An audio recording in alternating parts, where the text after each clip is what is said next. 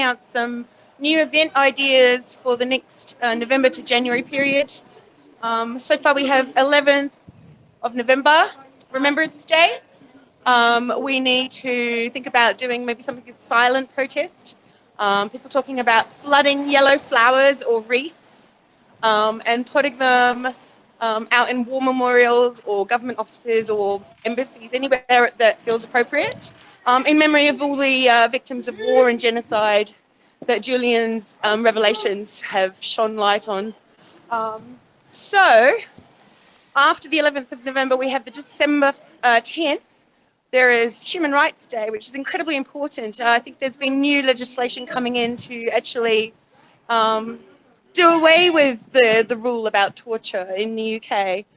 And this, of course, is a disgrace. New legislation coming in and such a busy time to be doing it as well, of course. So everyone's distracted. No one's actually looking at what laws are coming in as usual. But that is really horrifying, and given that Julian's been tortured for so long now, and we've had very little comeback on that. We've got a famous climate scientist here too. That's good. Nice. All sorts here. We've got Amanda Vickers, who ran for the Social Credit Party, who's the only party, and I voted for them too. They're the only party in New Zealand who actually spoke out for Julian Assange. And they have a fantastic monetary policy. But of course, the New Zealand media, like it has done to Nicky Hager, has completely silenced anyone from a third party. Evidence in the results that we've seen at the recent election. We've had deplatforming of political parties here days before the election. And so, yes, things are hotting up in the censorship world, in the Orwellian law world. Right, so let me see. We've got, hopefully, 2nd of January, I put out an idea for Streamstorm, which could be like a marathon vigil. I was hoping that as well as Action for Assange, there might be groups all around the world who'd be doing it, and we could pass the baton and just keep the online streams going no matter where. We'd have to find some places in Asia to do it. Good deal. There's always a big gap between Australia and England. So that was Saturday, 2nd of January, because that's 2 days before the trial starts, and I guess it's on the weekend. And then, of course, the 4th of January is the Action for Assange main event, which we're working towards. Obviously, the first day of the trial results that are going to be Kafkaesque to the nth degree. So, Josh, now that we know that we can connect up, can I see if I can find Nicky Hager? Yeah. And come back to you, or do you want me to just give you to someone else to talk to? No, that's fine. You can go find him. I can throw up the screen. I just want to introduce you to Greg, co-founder of Free Assange New Zealand. Hello. G'day, how are you? I'm holding the sign up, holding my end up. He's responsible for getting these signs going. Excellent. Nice to meet you. Excellent. That's Josh there, Sleepy Josh. G'day, Josh. How are Yeah. you? How's it going? Ready? Right. So I'm just going to go inside and see if I can see Nicky in here. Oh, hello. Well, you've got our publicity. Hello. Glenn, how are you doing? I'm good. I'm just online with Action for Assange on YouTube, Okay, yep, and we are Free Assange New Zealand, so we've been badgering Nicky Hager for donkeys at years about Julian. So he's been wonderful support. He donated our candles for Assange, Yep, and yep. yeah. So yeah, nice to meet you. Nice to meet you. Okay, you guys are rolling that up. Let me just see if might have to be quiet now. So as I said, if it's already starting, I might not be able to talk to him more. Basically, until we can find a professional stream of it and restream it out, then it's relying on mine for now, just so we catch it. Yeah. You don't know who's streaming out professionally the thing tonight, do you? We're doing that On live? Yeah, so what you should do is get a link to it. Yeah, because American Channel wants to play it out if they can. I asked Nicky if that was okay, and he thought it probably would be. We just need to know where it's being streamed. Yeah, okay. Yay, Josh, we're making inroads. There is a Fabian Society New Zealand YouTube account. I've got that one up, waiting for him to go live. Shh. Okay. You're gonna have to.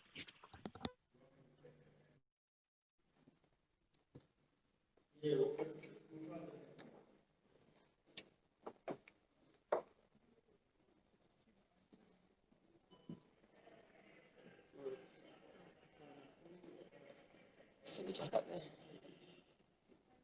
control desk here. I don't know if you can see it.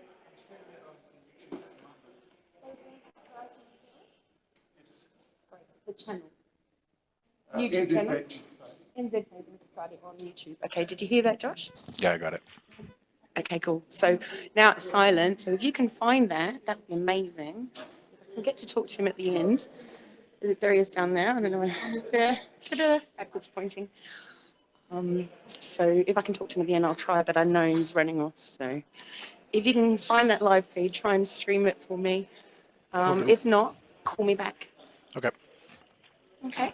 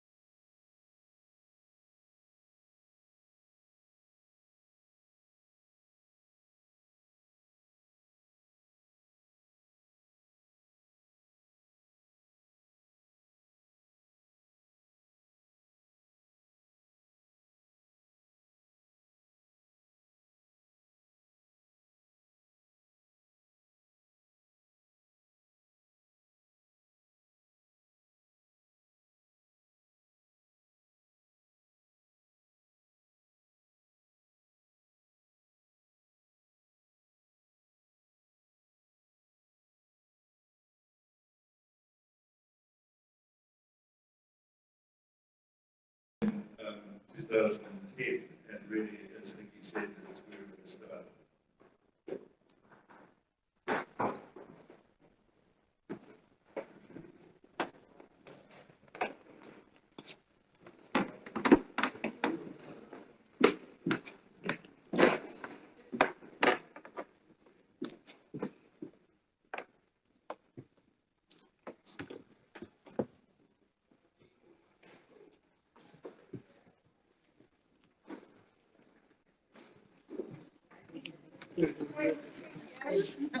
You can switch in too.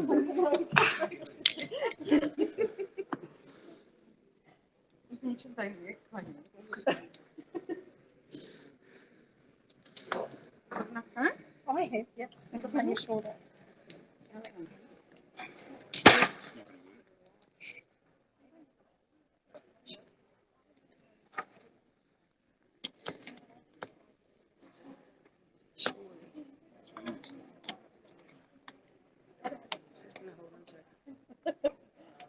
Why didn't you put it on the couch?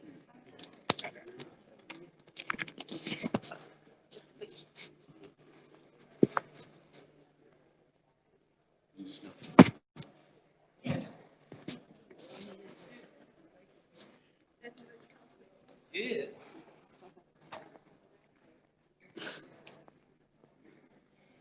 You can see anything with the ceiling. just watch out. Because Francis is going to sit there. He could move it. He's going to stand up and talk up there.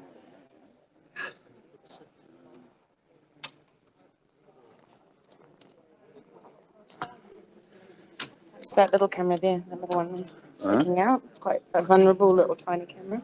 Yeah, you might be better at free. It's mainly how to get it to sound vertical.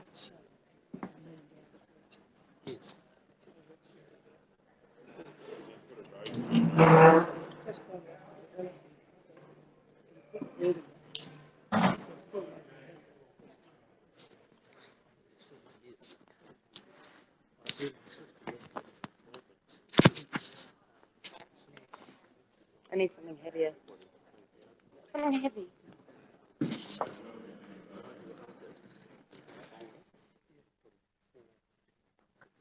You've got a heavy book or something. Your bag. You got your bag.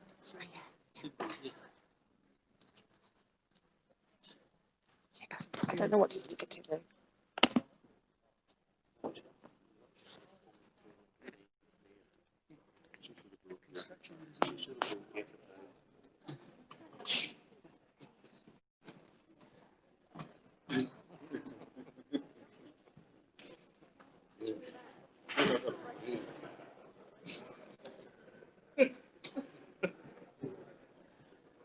No, don't put it on there because that stops moving.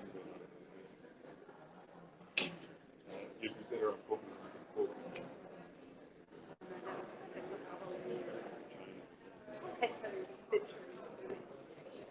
It's probably like not really is.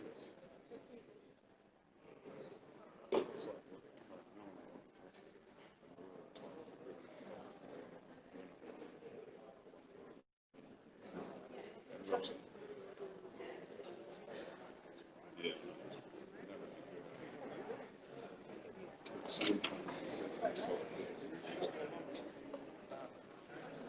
I'll tell you what to do.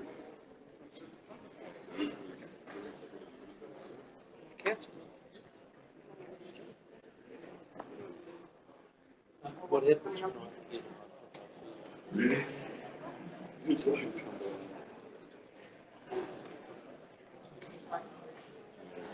the other place there's a band on there, it's still on there. Good evening.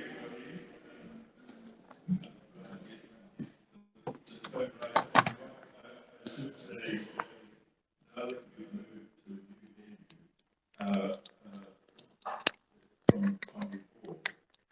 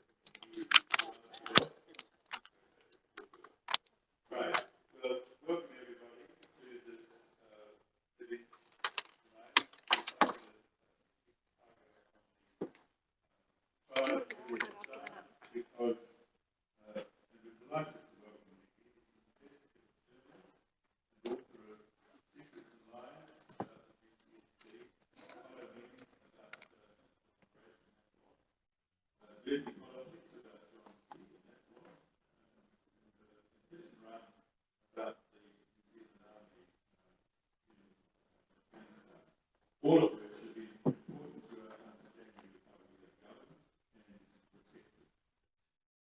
Nicky was recently an expert witness in the trial of Julian Assange in London. Julian is a journalist and publisher devoted to open information based on the powers of the Executive State to promote consequences. Julian's a journalist. Founder of WikiLeaks, an organisation dedicated to bringing important news and information to the public. YouTube should now be running by Hopefully you heard that, Josh. YouTube is running. Yeah, I got it. New Zealand Fabian Society.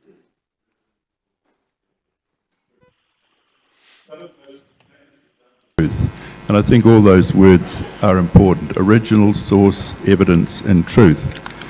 Some of the most famous examples of this are the African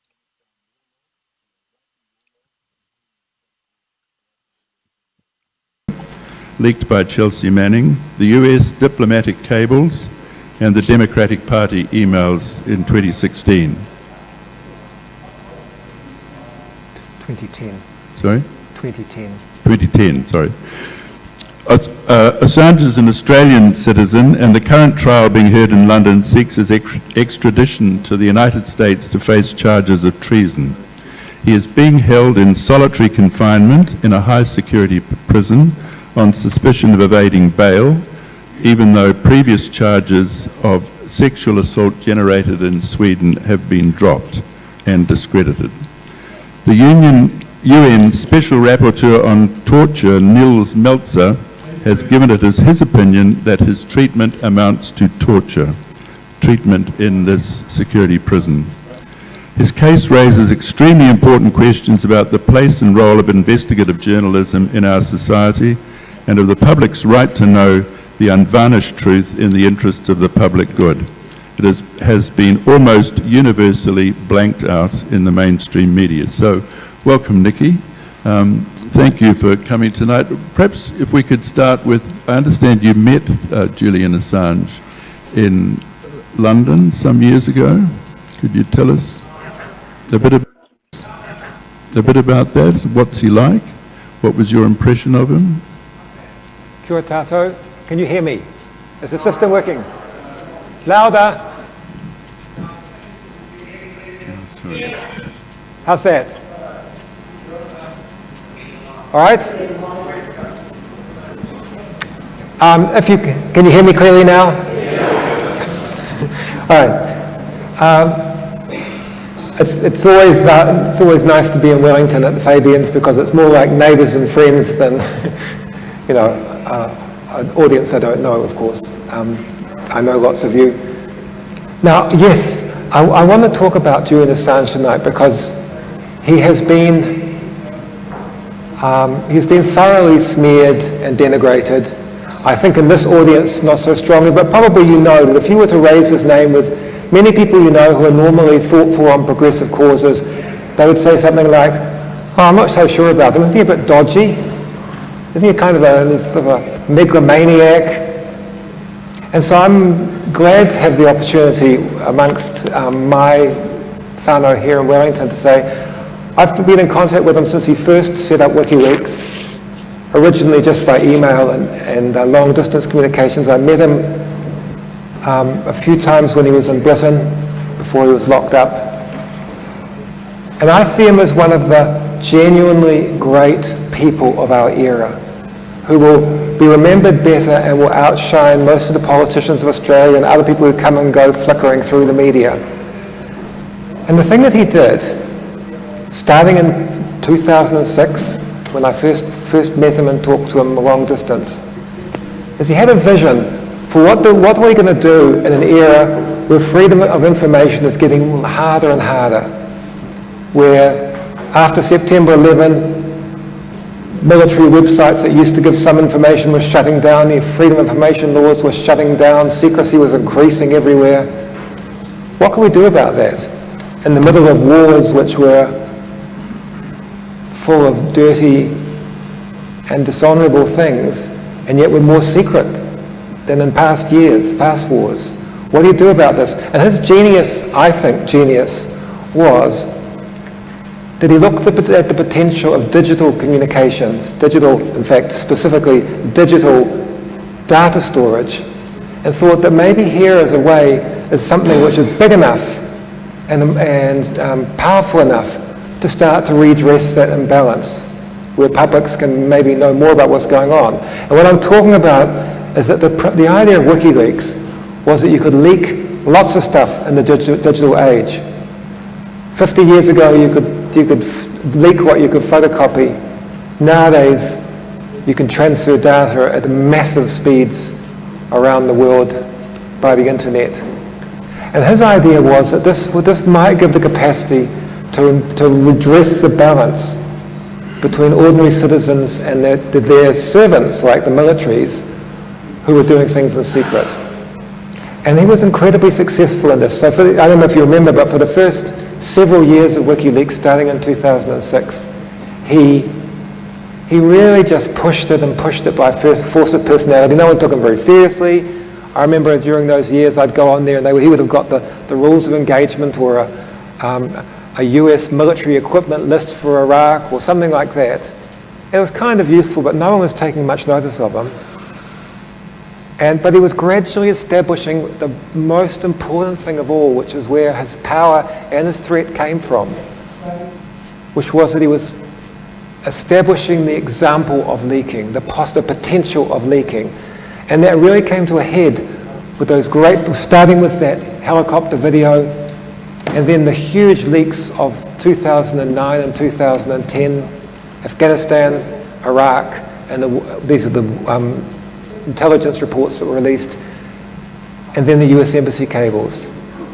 Now, we don't talk much more about those because they're what the court case is on, but just to explain why I think he was seen as such a threat and why I see him as such an important person, is that what we've seen since then is that idea that he personally did more than anyone to pursue has been rolling on through our history.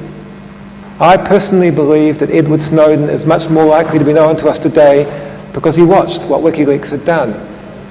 I believe that the Panama Papers are the Panama Papers and we know about them today, and tax havens are less safe, in a large part because of what Julian Assange did.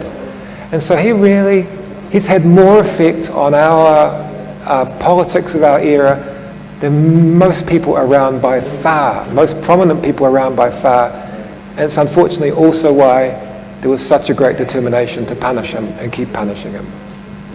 So what is his crime? What is he being indicted for at the moment in this? And having just finished all that, I didn't answer Mike's question. What do I think of him? Well, because I've met him a few times, and as you know, he's talked about usually in the most unflattering terms in the news media. So I found him humorous, kind of self-effacing, self-critical, able to talk like a normal person. He's called such a megalomaniac, but there's people who he worked with in this for a long time, this crazy big manor house that was like something from the Rocky Horror Show in the countryside of Britain. His workmates would tease him. They'd have jokes about him. They'd have running jokes about him.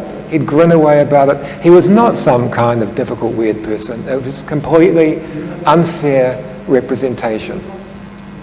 So, what was his crime? There were no charges in Sweden. Well, you know what his crime was. Sorry. He's not in court now because of the sex charges that came out of Sweden. Or There were never any charges in Sweden. I'm sorry. I'm not true. There's no charges in Sweden. It's okay, you can relax. I'm going to talk about that. I know there were no charges. There were never any charges in Sweden. I know that. That's all right. That's correct. Thank you. Relax. Thank you. I have to correct that one. That's such a well-defended term. I'm sorry. What I'm saying is, that is not what he is being pursued for. What he's being pursued for is the things which are the best things he will have ever done in his life, and which we owe him the most for, which was the video of the attack in Afghanistan, which, as I said in the court in Old Bailey in London, was was the equivalent of the moment where the black man is lying on the ground and he's saying, "I can't breathe." And it was like that for the violence and the illegality of the war in Iraq and for the understanding of civilian casualties. It's electrified the subject of civilian casualties for the world when it happened. It was a really big thing. And then there was the other US embassy, the war situation reports from Afghanistan, which showed levels of civilian casualties which no one had ever believed were going on, and it showed the death squads that had been the hit squads, the kill capture squads, which had been organised by the US military, and which New Zealanders were implicated in and involved in, by the way. And then the same in Iraq, and then the US Embassy cables, which are literally the most amazing encyclopedia of world history and politics that you would ever dip into.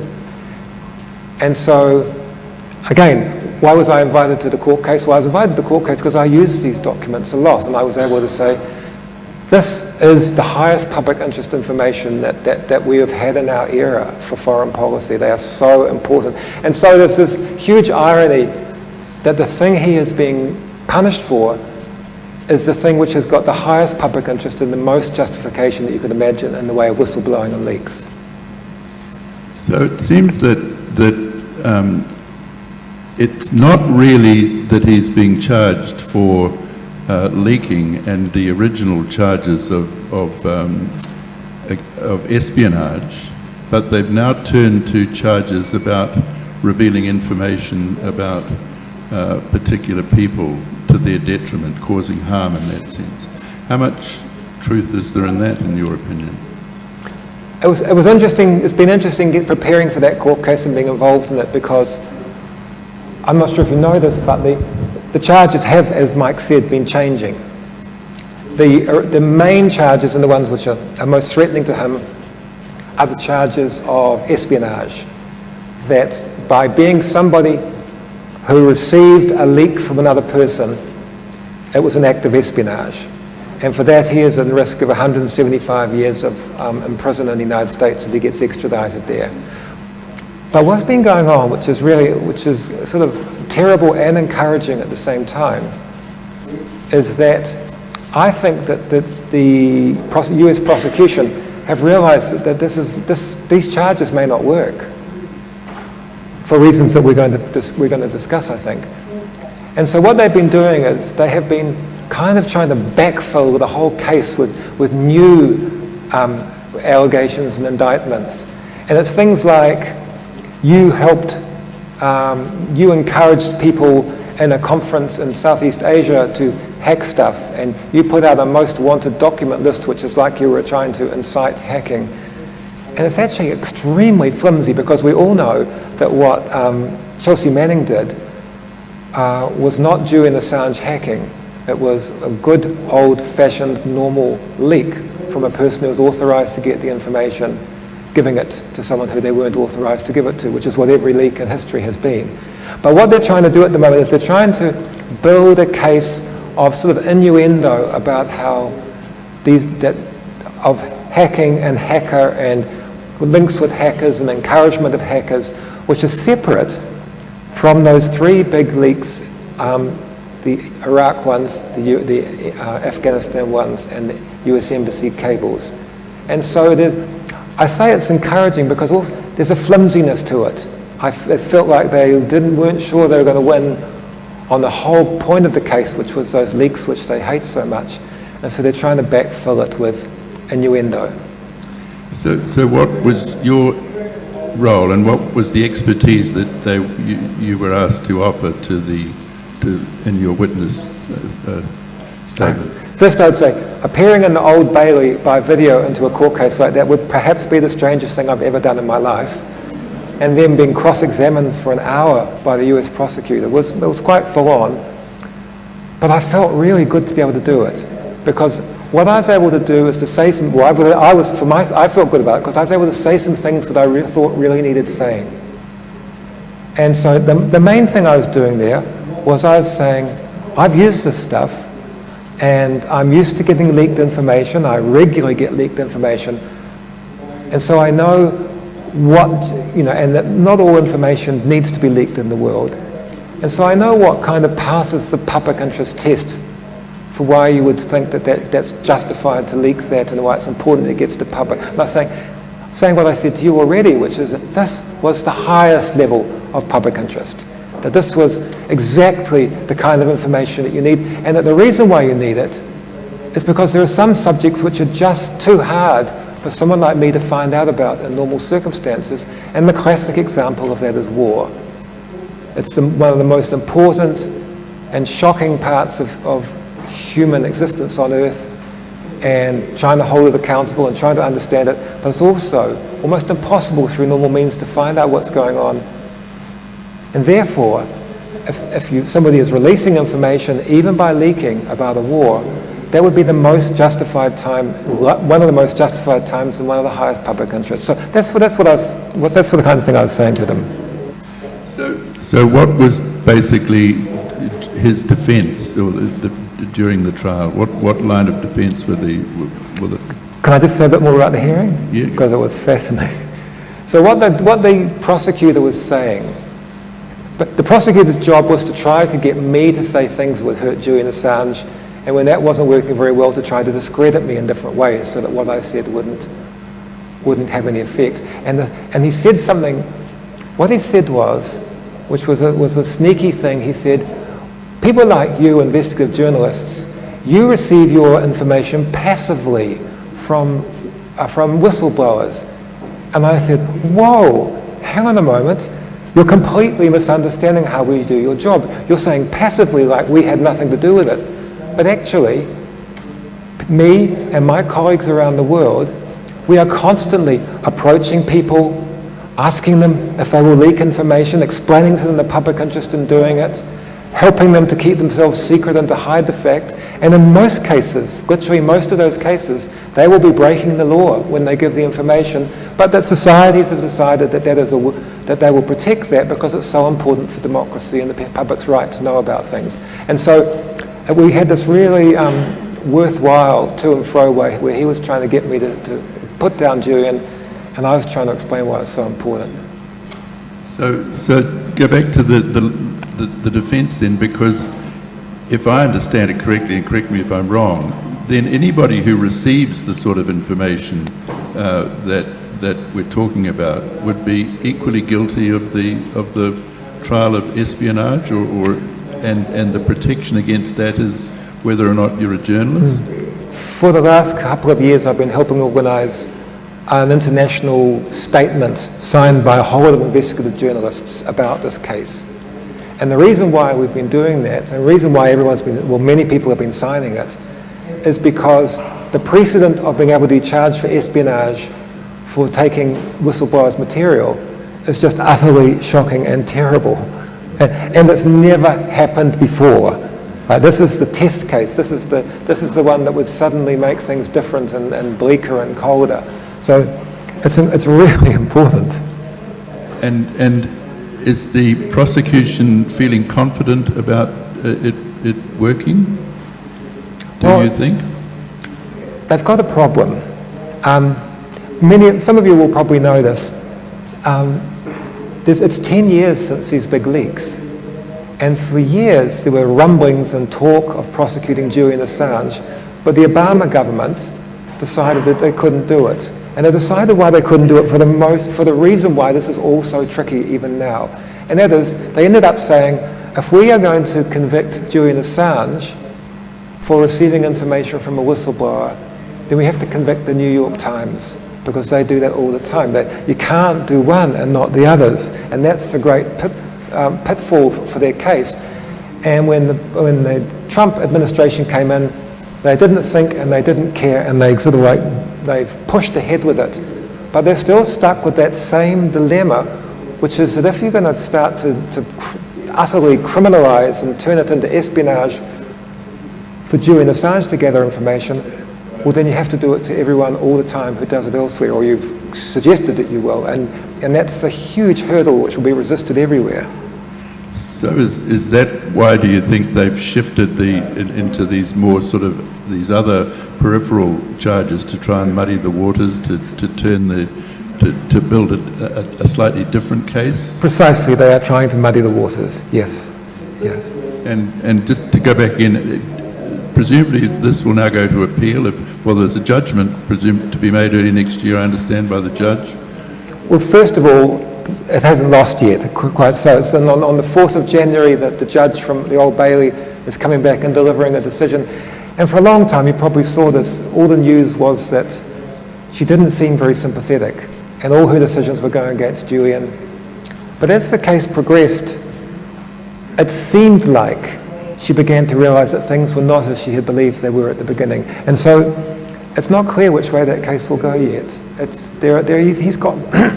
He's got strong and persuasive arguments on his side, but he's got the United States on the other side, so it's yet to be seen. But if he loses, or if he wins, in fact, either way, it will go to appeal, and then it will grind its way through the higher courts of Britain. Of course, if there is a change of government in the United States and where things are happening as we speak, then possibly that will change it as well. It's such new ground that the outcome is very unpredictable. How has he been treated then? Because the other thing that I'm in the reading I've done is that the conditions under which he is kept in case he evades bail sound horrific, and this is what Nils Melzer has described as equivalent to torture.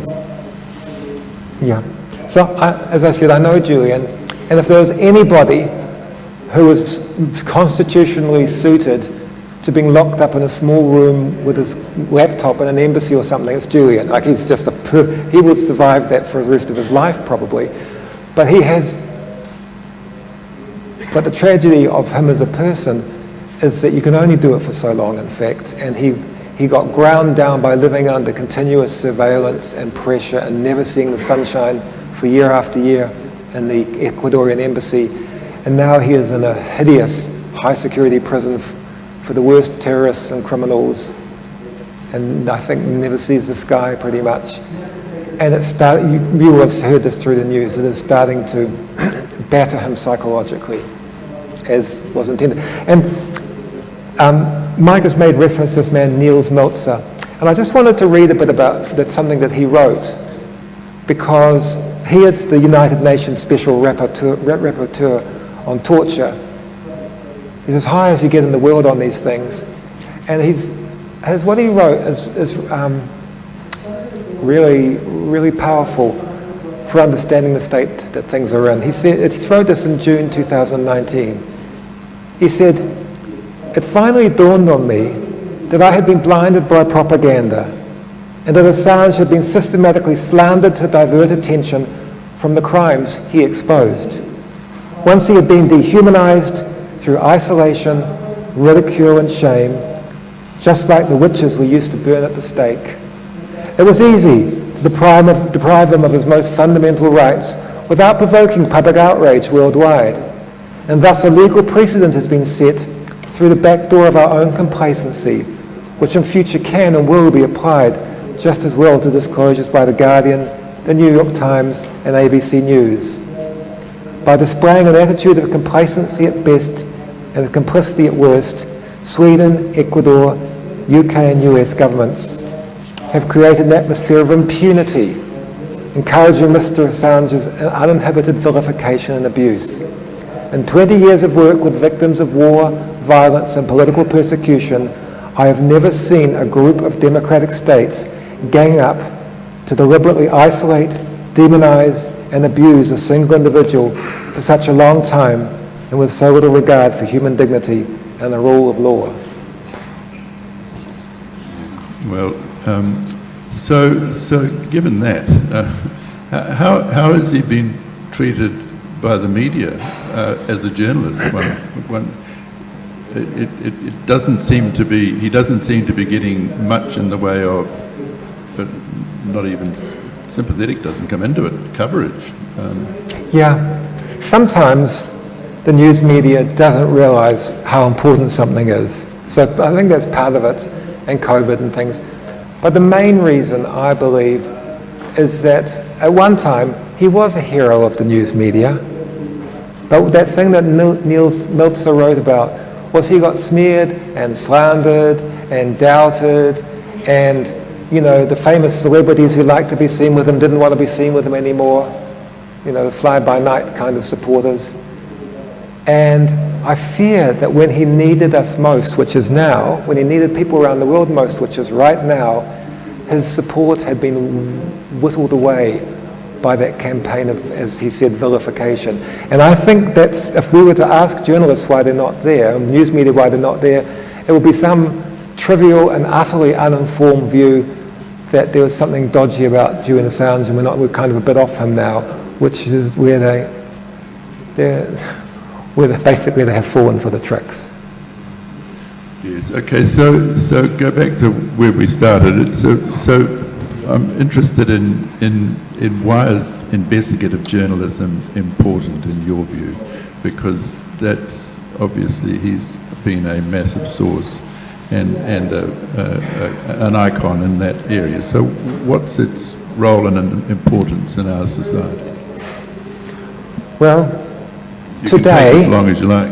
today, this day now, as we watch the news in the United States, it's a very good day to talk about investigative journalism and why it might be worthwhile, because so why would if I was talking to journalism students, I would say the news media can handle certain subjects, the day-to-day things, and we're lucky to have them, and that's important for society. But there are some subjects which are too hidden or too secret or too complex, and they need people who are prepared to spend months and years on it. So that's the official answer that I give. But there's another side to it, which is that over the years, we've all seen this happening. Wellington used to have 1 or 2 or 3 public relations companies. You probably could have got all the PR people in Wellington into one corner of a restaurant together to talk about their work. There are thousands now. There are massive numbers of people who are dedicated to embellishing, bending, and denying the truth. We live in a completely different era where truth is politely and conveniently bent or avoided by companies and governments and things. And then we're at the extreme, truth is being bashed to pieces and endangered, which is what we see in the United States. And so that means that the job of holding on to the truth and trying to actually sort of take a stand for fact becomes more and more endangered and more important. And this is not just investigative journalists. This has to do with whether you're a public servant, or whether you're a scientist, or whether you're an academic, or whether you're somebody who speaks out in an environment group. People are speaking up for truth. This is important for the issues that we're doing, but it's also important in a much bigger way about where our societies are going in terms of the battle between truth and non-truth and science and fact and the rest. So investigative journalists are needed more than ever to play our part in that, is what I would say. Well, and obviously, I mean, Julian's one example, but can it be dangerous? For example, in your case, the SIS investigated you in relation to hit and run, is that? SIS investigated me in relation to the earlier Afghanistan book called Other People's Wars, which is the one I recommend to you if you haven't read it. I strongly recommend it to you. You'll know everything about the war. They're all good. No, we live in New Zealand, and so I don't feel in peril in any way at all. But what I would say is this, so this is more to the point. When you're involved in anything in the public area, I kind of think that someone's going to cut my brake hoses or something like that. That's not the country that we live in. But what happens is, this is the living in the world of PR people and political manipulators and things. What happens is that when someone like me puts out information, we don't get a debate. We don't get people answering the question or saying, I agree with you on this, but I don't quite agree with you on that. What you get is people trying to basically discredit you and smear you and reduce your credibility, because if your credibility is reduced, then the information doesn't have as much power and they can go on the way they were. And so what I find is sticks and stones aren't my problem, but I will be called a lot of names, and the purpose of the names is to take away try to take away the influence of the work I'm doing. And that's bad. Yes. Well, and this is the last question then. So what can we do, to support Julian Assange, investigative journalism, you, and the sorts of things? Because, like I said at the start, I think these are, the facts and truth and analysis and understanding are critical, and we're suffering a bit from that massive information war. It's, in effect, war has shifted into the information space. Can I do them one at a time? Yeah. Julian, investigative journalism, me. The best thing we can do for Julian, by miles, which is what you're doing here tonight, is not forgetting him. Can you imagine what it would be like if you'd worked harder than most people will ever work, and you'd done great things, and you'd done your best to try to make a better world, and you got mashed for it, and then people drifted off and forgot about you. It's really vital that that we all keep watching and keep reading. And from New Zealand, we can't actually make much difference to the court case, but I think it's really, really important in a longer term way that we're watching and we're concerned and we're taking an interest. I know that sounds very nebulous and small, but I think it's really important. And it's probably not a great deal else we can do from here. Second thing on the list, what can you do for investigative journalism? Read it, watch it, and listen to it. Don't look at clickbait. Appreciate it. We're living through strange times, and the more that we use and honour and respect fact and truth, the better chance I've got in the future. That sounds nebulous too. So I'll get to the one where I'm going to be really specific, which is myself. There's a lot of work to be done, and if you feel like being eyes and ears around the city for things that are going on, and you hear things that I need to know about, please get hold of me. Or if you realise that all your life you've been thinking that somebody should be writing about some important subject, and that maybe that person should be you, I will help you to do it. What I'm saying is, there's work to be done, and we've all got to do our best to do the work. So if you're sitting there and you're thinking, yes, I did always want to write something about the state of childcare in New Zealand, or my local river, or whatever it is.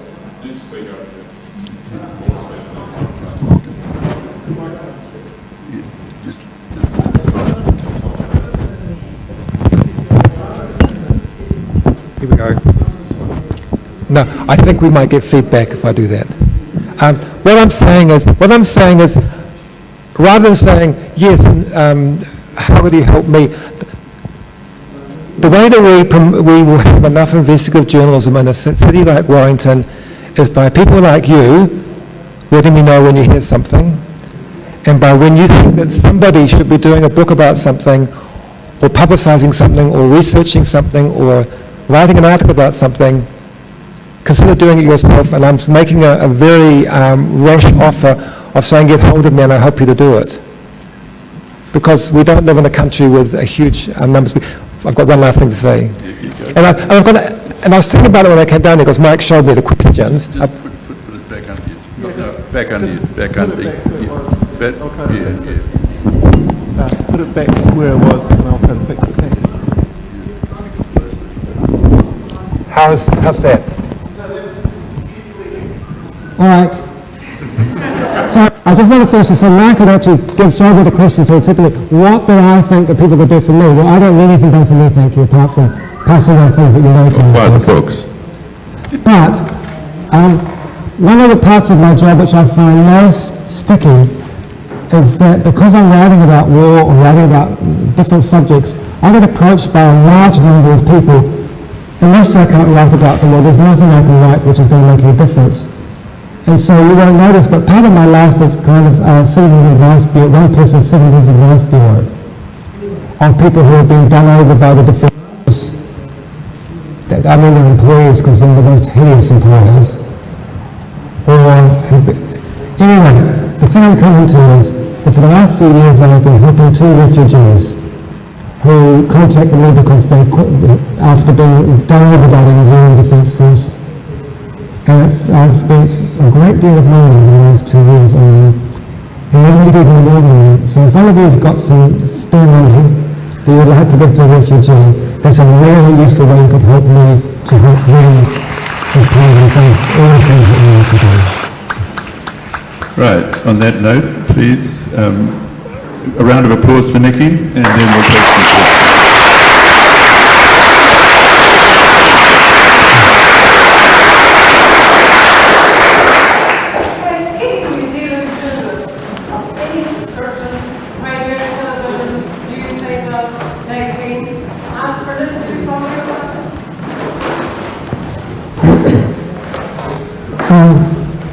The question was, has any journalist in New Zealand asked me for an interview? I should have read about appearing in the concert. I was quite surprised that nobody asked me for an interview about appearing in the famous Julian Assange case in the Old Bay. It was quite surprising. But on the other hand, we had an election coming, so be fair, there's not many of them.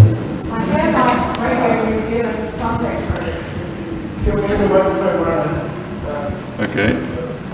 Thanks, Kay. Any other?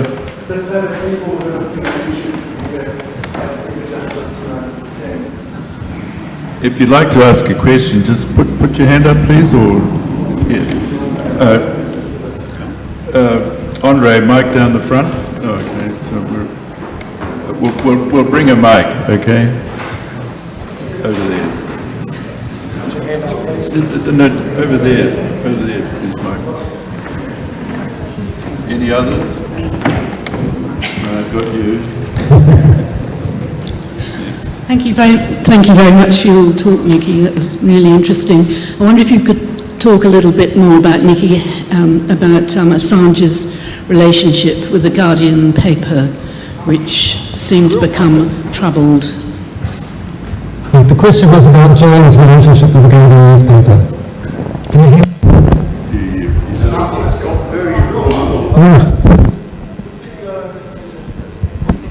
Soldier on. So this is asking me about the relationship between Julian Assange and the Guardian paper. And I don't want to talk about particular journalists there. So what this came out of was that for some of those big, very important leaks 10 years ago that WikiLeaks did, they partnered up with various newspapers around the world, including the New York Times, including the Guardian, and things went very sour with the Guardian.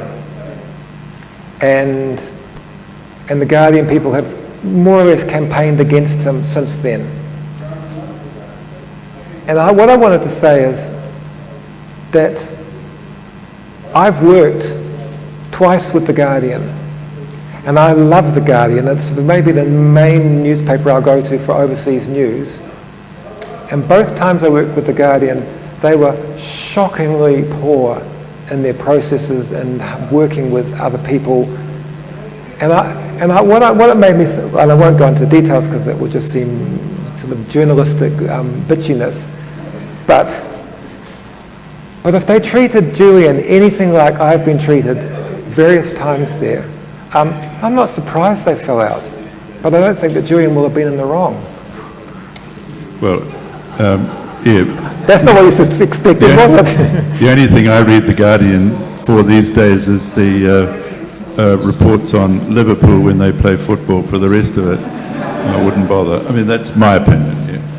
Yes, you had a question.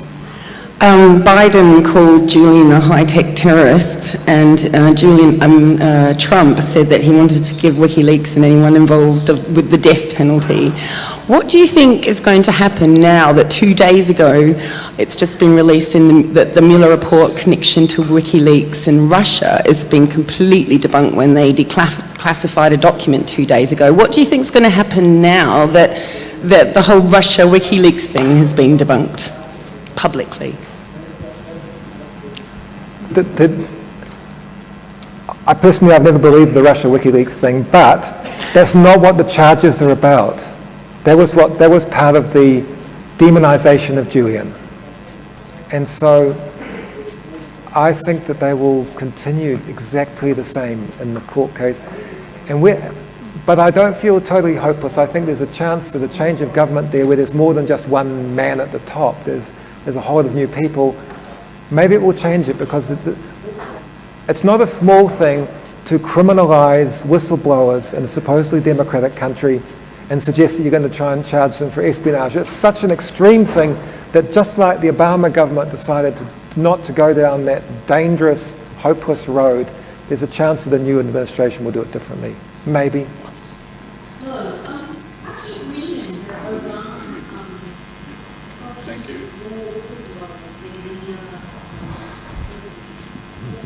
Hello. I keep reading that Obama prosecuted more whistleblowers than any other president before him, and I just wondered if you wanted to comment on that, because you seem to be presenting Obama somewhat more positively than that.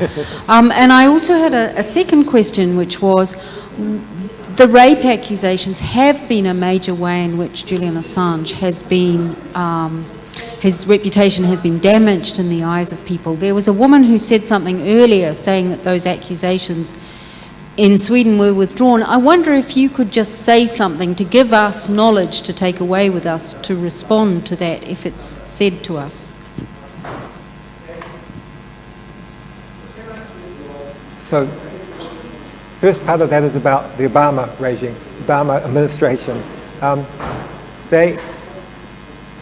The thing I said was that they made a decision not to pursue WikiLeaks when they had a whistle, because they were scared that the New York Times, that had used exactly the information, same information as him, at exactly the same time, that they would have to convict them. So that's a positive thing.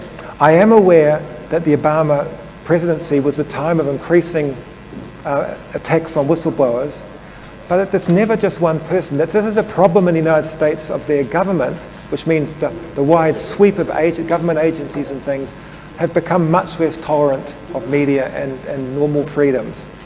So two things are happening at once, basically. You're right that things are getting worse for whistleblowers there, but they weren't prepared to go to the extent of doing WikiLeaks for doing something which the New York Times had done, because in the United States you don't take on the New York Times lightly. Now, the so-called rape charges, as we've heard, there actually haven't been any charges laid, and that eventually the investigation was stopped.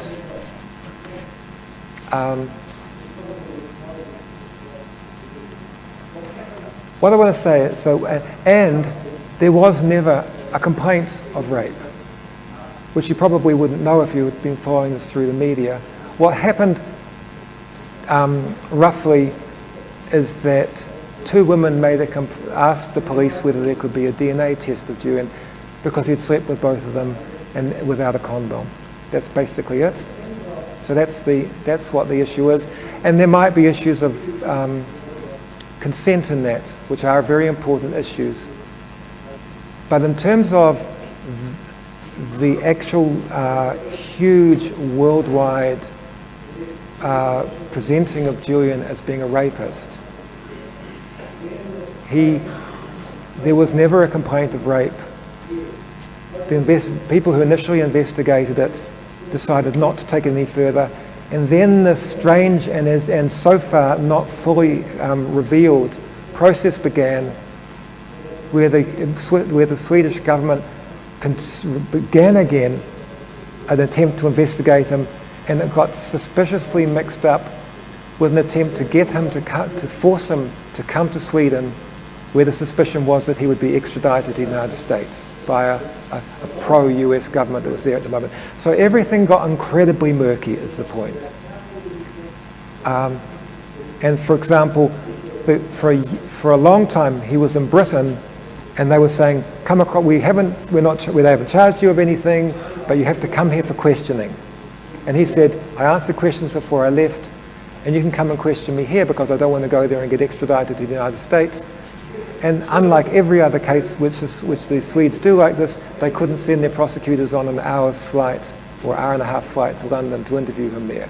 So do you get a picture? Everything was very suspicious about it. So maybe there was some issues of consent with two women, which we shouldn't ignore or say don't matter.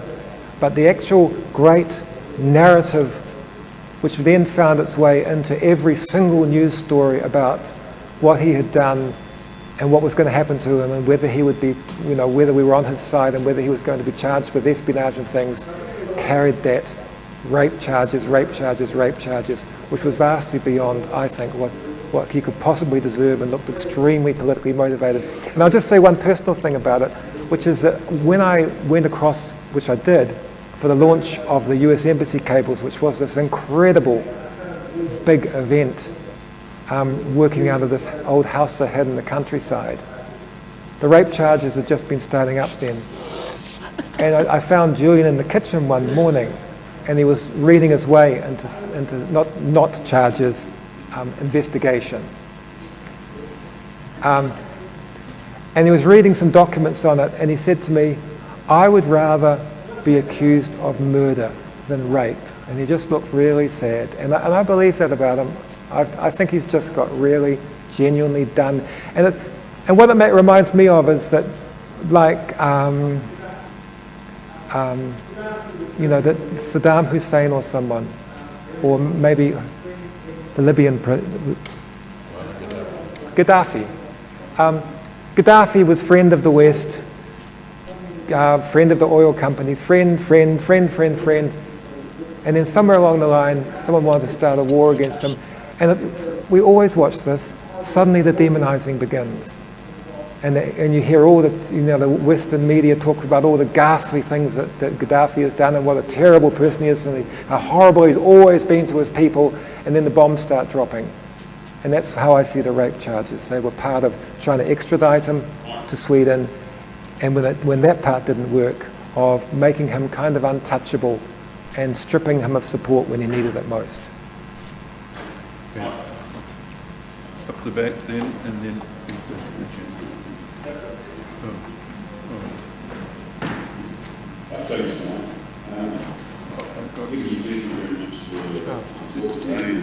That one there is first, and then up the back. Thanks, Mike. Nicky, thank you very much for your talk today, and thanks on behalf of everyone for doing your work. I'm very interested, and it sort of follows on from what you're saying, in respect to the truth of anything.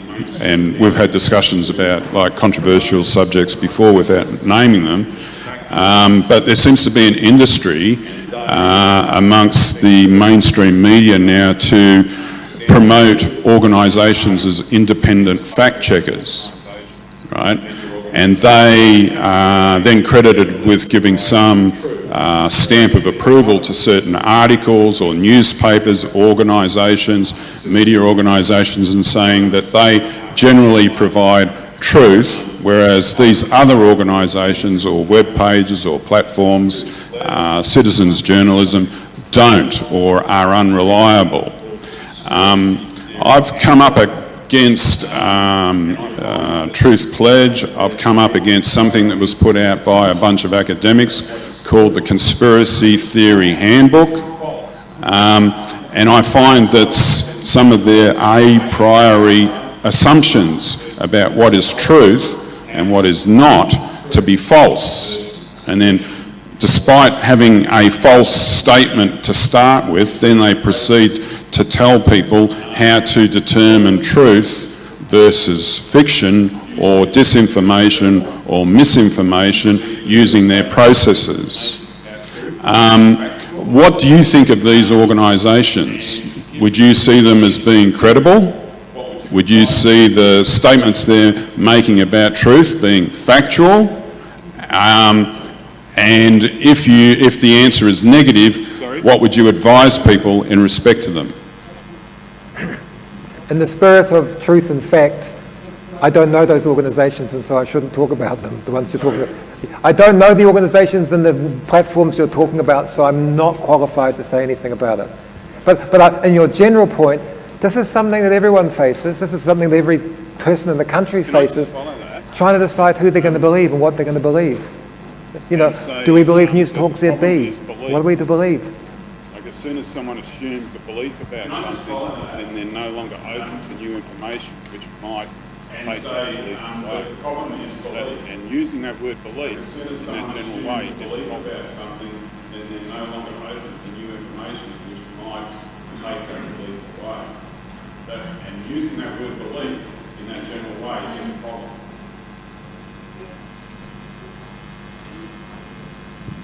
Yes. Hi, thank you. Nicky, in your mind, are there sort of clear rules or ethical principles that you think journalists must apply if they receive through a leak national security information in terms of deciding what they really can properly do with that? And I guess the second part is, and if it is their decision, are you comfortable with the idea that it might be up to individual journalists to decide those sort of extend to that proper use of material that certainly some would say is national security information, and it's so called that for a good reason? Yeah, this is a very interesting subject which I have thought about a great deal. Did everyone hear what she said? And let me start by saying that sometimes I'm in the position where I am making major judgments about whether something gets released or not, which has got top secret written on it or something, and I'm making that decision, and I actually think to myself, is it right that I'm making this decision? All right, so, and obviously I've reached the conclusion that it is, but let me answer your question, Prop. Well, and the reason that I reached that conclusion is that if you were to ask the military that the information came from or something, they would always say no. And so who does make the decisions on these things if a whistleblower gives you the information, or you've sought the information and they give it to you? So I've had to figure out an ethical code for myself. And I talk about this with my colleagues, and we chew it over. And the first starting point for this is, which I'm happy to say, is that a leak, inherently, a leak is not always a good thing. You don't just say, ha, got a leak, that means it's valid. And the classic case of that would be, for example, someone's personal information. But that's an easy example of something that's wrong. And although there might be a public interest, i.e. a prurient public curiosity, that doesn't mean there's a public interest in releasing the information. And so what it means is that when I get a leak, I go through a process of deciding whether I think there is a high enough public interest to release it. And basically whether I think there's a high enough public interest to do the harm that it causes to have a leak, because a leak does cause harm inside an organization and distrust. It causes great anger and things, and it reveals things that people thought were needed to be kept secret. And so I've got to think through whether I think that's justified or not. And sometimes I check it with other people because I'm not sure enough about my own judgment. But if we didn't make those judgments, then the judgments would only be made by the often not very sophisticated people who are in charge of that information, and we'd never hear anything. And so the weird is kind of like, am I really the grown up and I have to do this? But in fact, unless we're going to say that you never have information come out which is unauthorized, then somebody has to make the judgments. And all you can do in that position is to do it as seriously as you possibly can. And you said that particularly about national security information, I find that easier actually. I actually do. I've had my mitts on more classified information probably than anyone in this room, apart from the people who are doing it in the course of their jobs, which is different. And there are certain categories of it, like, do you reveal the stuff which shows people's names and their jobs? Usually not. Would you reveal the information which is about our, terrorism response forces capabilities and locations, which I've actually got? No, I wouldn't do that. But actually, in a country like New Zealand, the vast majority of information which has got secret, top secret, confidential, above top secret, is not secret. I'm comfortable. And when I published that material, apart from the rhetorical sky not falling down, nothing happens. Nothing happens at all. No one dies. We don't get overrun. Everyone just goes on as if nothing happened. It's not true. And so the point of this is that my experience has shown me that the thing which seems like a huge and momentous thing to do, which is to make a decision to breach the secrecy stamps on things, is actually not huge or momentous, because most of them are silly. And even if they were relevant for a week, they weren't relevant after a week, or they're just some kind of knee-jerk standard stamp it on everything kind of approach to certain sorts of documents. So I've reached a stage where I still feel a sense of responsibility, but I don't think it's a very onerous responsibility in a country like New Zealand, because fortunately there aren't many genuinely national security things to worry about. And wasn't that those ethical issues about strictly protecting information part of what you were asked about in the trial, and part of your experience, and part of how you explained that Julian Assange and WikiLeaks addressed the same question? Yes, I was. That's a yes. Can I have one from a Zoom participant? Well, I don't know where the mic is. I have a question from a Zoom participant, so can I just give you that one? Okay. For Nicky, it's from Nigel Murray. He says, does the PR machine prevent other journalists reporting honestly, or do they just shout so loud that we can't hear the alternative?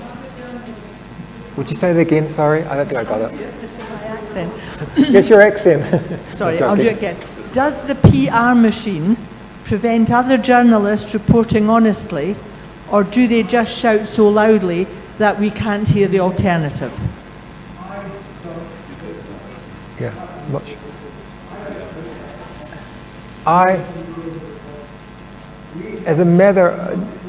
I don't criticise, apart from News Talk ZB, I don't criticise journalists in New Zealand, because we're not served with amazing high-resource media, but the people who are there generally care, and they work very hard, and I don't want to dump on them, because they do a daily job which I don't do, and none of us, most of it, no one I know of in this room is doing.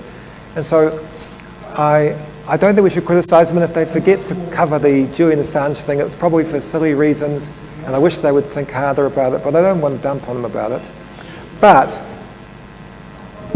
much more to the point, the thing which is the other half of Nigel's question, is that the problem with information and public understanding and the sort of the sea of public knowledge is that it's so polluted and cluttered with other kinds of messages and communications, all the PR and things, that if you look at a country like ours and you think, how many people is it their job to spin the news, turn what's actually just commercial marketing things into news, spin politics. There's there's legions of them, there's thousands of them, people whose job is to not properly tell the truth, compared to the ones who are trying every day in a tiny little newsroom like the Dominion Post to tell us what's going on. So it's an unequal battle, and we're pretty mean if we pick on the journalists for that, because there's so much structural unfairness in it. Yeah.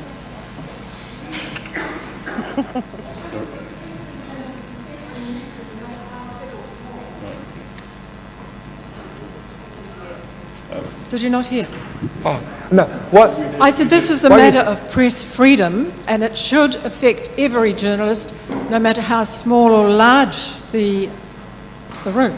Yeah, I thought the question, as I heard it, was about the general principle of whether, how much we criticise journalists and how much of it's just the matter of how much PR there is in the world. And that's what I was answering. Do I think that there should be more attention in New Zealand and every country on what's happening in this fantastically important trial and punishment of Julian Assange? Yes, of course I do. That is why I'm sitting here talking today. Yes. Hi, thank you, Nicky, for the talk. And I know from last year, Free Assange New Zealand has made an effort trying to go through the parliament to apply for some kind of status for Assange and failed. I mean, not their fault. And then later on, not long after, when I was in some public occasions meeting, and I saw the foreign affairs people, and when I approached them, want to ask them about it, they all see me like they don't want to talk to me, they avoid me, even just like run away from me. And especially one high-ranking official, I know he's a boss type person. I went to talk to him, and then he didn't want to talk to me, and I said, "What's your name?" Because I want to have formal communication, and he dare not even tell me his name. But later I checked the website, I found him anyway. I know he's a really high ranking in that place. But anyway, what I'm saying is, do you think, because within New Zealand, I mean, do we have this avenue completely closed up because our government in those days just wasn't brave enough to defy US government to do something independently or differently? Do you think if the government change in US, our government, should we still push for the possibility, even we can't really take much real action, can we at least, the government may issue some kind of moral statement to say, hey, we support the journalism, the freedom of the journalist and things like this, democracy, etc. Or we should just all give up, because I spent one day petitioning on the street the year before last or last year, and most people, either from overseas or New Zealand, they all, just about great majority, they all support Assange, what he's doing. But then they're all very pessimistic. They say you can't fight the American government. If they want to, put him in jail, that will eventually happen no matter what. So can we still do something? Do you think we should still push the government to do something a bit moral? Even just lip service or just something in writing? Sometimes a government like ours is brave and speaks up on an issue which their foreign affairs advisors are saying to them, don't touch it, don't touch it, the Americans and Australians won't like this, don't touch it. But in this case, because Julian has been so smeared and so marginalised, what I wrote, reading out what Niels Meltzer was saying about it, the UN man, I think the chances of the government having the courage to stick their necks out on that issue are pretty much zero. And so what does that mean? Well, that actually means the thing it always means, which is that when we want governments to be prepared to stick their necks out on things, in fact, when we want governments to be prepared to do anything which is difficult and isn't welcomed by powerful sectors of society, we've got to do a whole lot of work ourselves first. We've got to organise, we've got to speak up about a whole lot ourselves first, because otherwise we won't have the courage to do it. That would be my answer there. I wish that they would speak up on Julian Assange, but I know they're not going to. And the reason that would change would be because other people had made it safe and important, and they felt safe doing it, but they're not going to at the moment. Kia ora, Nicky. In the interests of looking at you with Fabian Society inciting debate, would you consider not accepting an invitation to speak on an international issue when it's Parihaka Day here? Sorry, I think I missed the key words. Could you just... Parihaka. This is a vital, invisible issue in Aotearoa of again, citizens needing to perhaps incite the government to recognise this day, today being a day of challenge this organisation to give a bit of thought to the 5th of November and having talks to incite debate. Process that wasn't proper and just. Any thoughts you have on that? Yes, thank you for expressing it so well, and I completely agree with you. And it's like everything about the punishment of Julian Assange doesn't add up and doesn't make sense. I mean, because Britain is not known for its deeply unsound legal system. It's known for a relatively independent legal system, but everything seems so wrong with this. I know. All I can do is agree with you. Yeah. Okay, mate. Yep, another go.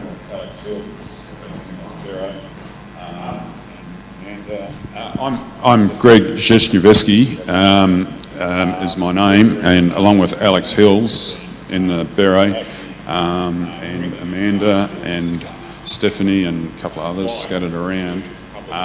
We're Free Assange New Zealand, and we've been active bringing Assange's plight to public awareness and attempting some demonstrations in his support. And as Francis pointed out, we initiated a petition to the Parliament seeking that they give him asylum back, and we thought of that as a birthday present to him, 3rd of July back in 2018.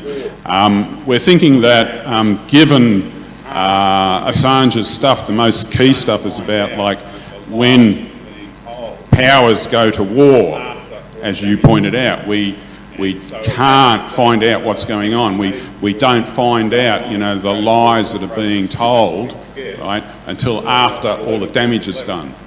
And so it happens that the next occasion where we go along and go through the process of lest we forget is the 11th of the 11th of November.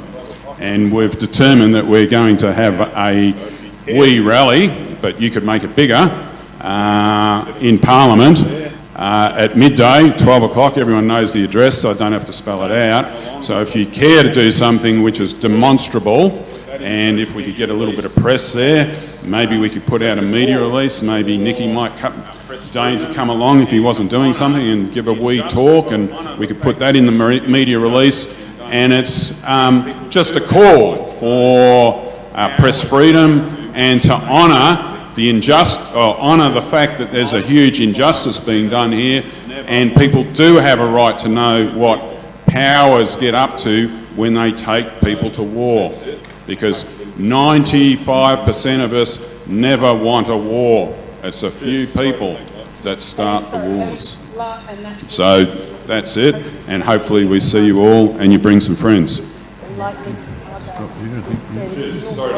Yeah, and sorry, and that year we actually organised a protest on Julian Assange's birthday in 62 cities, and like Nicky Hager, who's spent an awful lot of time promoting and getting this amazing petition of about 1,400, is it now, journalists, including Chris Hedges, John Pilger, Chomsky, Daniel Ellsberg, Pentagon Papers.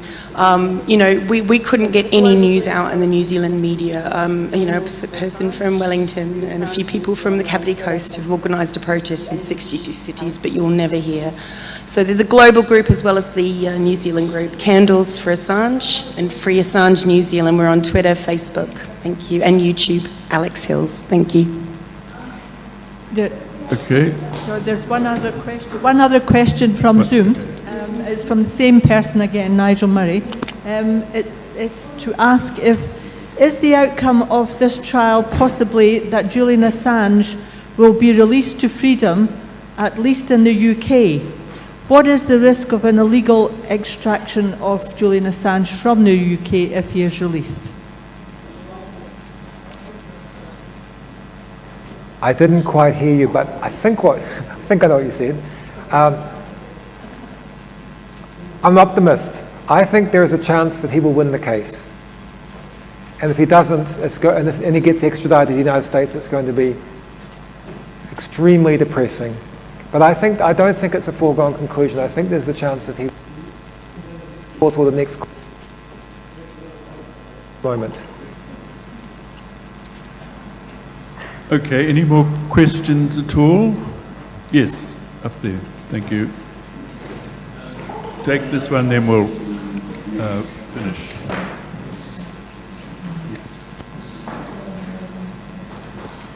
Thank you. When I wanted to read coverage of the Assange extradition hearings, the site that I relied on the most was the reporting done by a former British ambassador to Uzbekistan, a man called Craig Murray, and his website is at craigmurray.org.uk. Nicky, have you come across any other news reporting of Julian's extradition hearings that you'd recommend people here to read?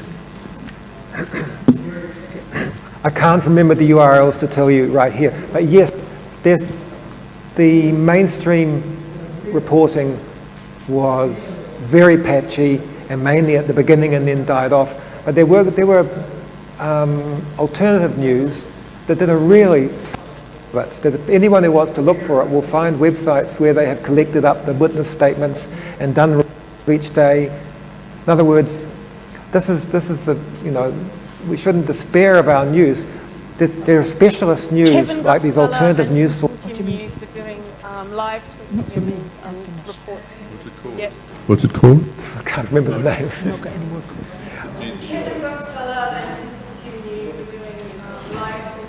Yes, and them. That anybody who searches, don't only search for the New York Times. There are these specialist websites which give you an amazing insight and good analysis into it. Luckily.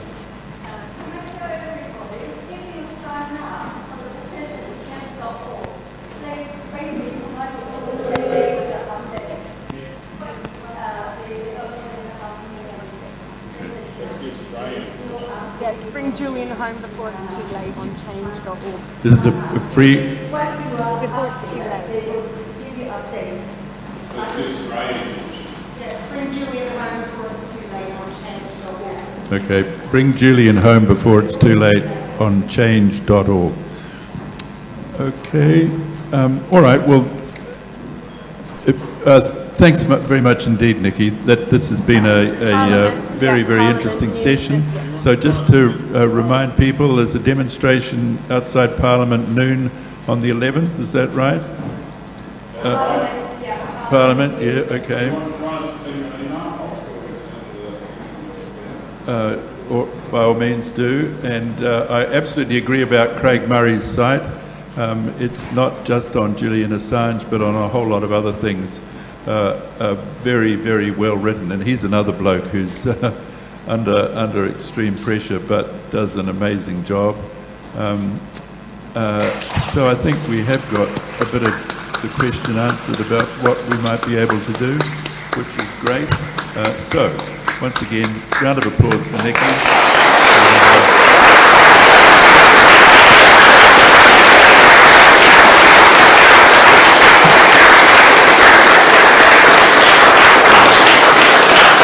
And thank you all for coming, and we'll see you again. We've got, we'll have an event on the 17th of November and again on the 7th of December.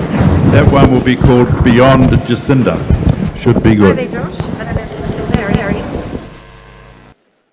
Probably got the live stream. Okay.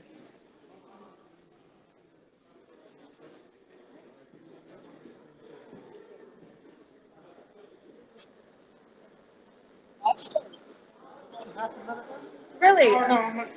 Just a minute behind or so? Yeah? Cool.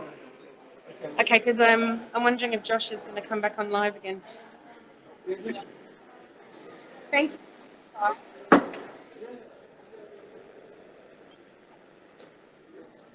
Yeah, I couldn't help. I did a guttural outburst. I was like, no, this is fake news. I can't help myself. So, try and shut up next time. I think there might have been a buzzing noise for the YouTube. I'm not really sure why. Oh, okay. Well, hopefully he's been recording the Jitsi call that I've been doing the whole way through, so I'll have another audio if you want. I've got, it was fine. You're going to re-upload it with edit? I'm not sure. Okay. Cool. Okay, so you run the New Zealand Fabian Society YouTube? Yeah. I've put up half the videos, and some of them I've done a lot of editing. Nice. All right. Oh.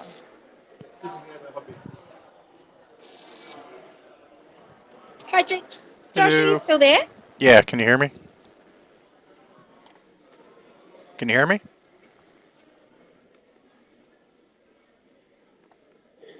I think you're muted. I think you have your sound muted.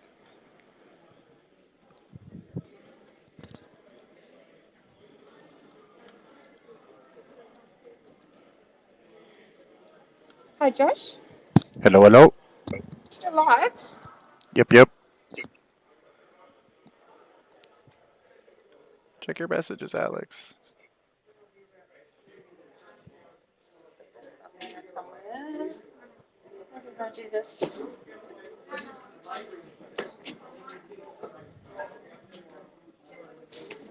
Can I just run that behind your... do you have to go in there any minute? Sorry? Just for the next 5 minutes, do you have to go in that door? No, no. Oh, okay, cool. No, I'm not going there.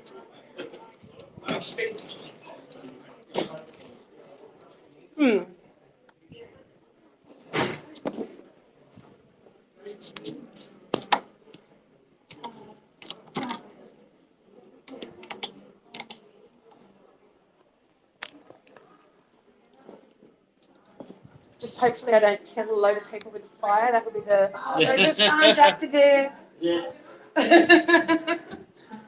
Be a great way for the establishment to get those, isn't it? Oh well.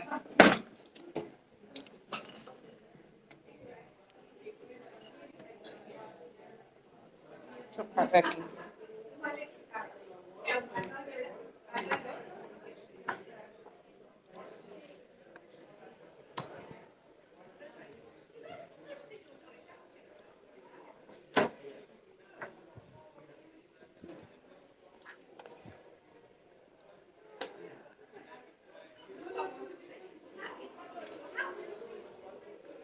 Sort of okay.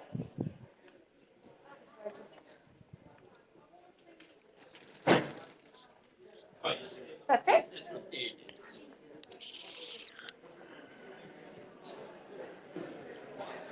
I think I'm slow down people.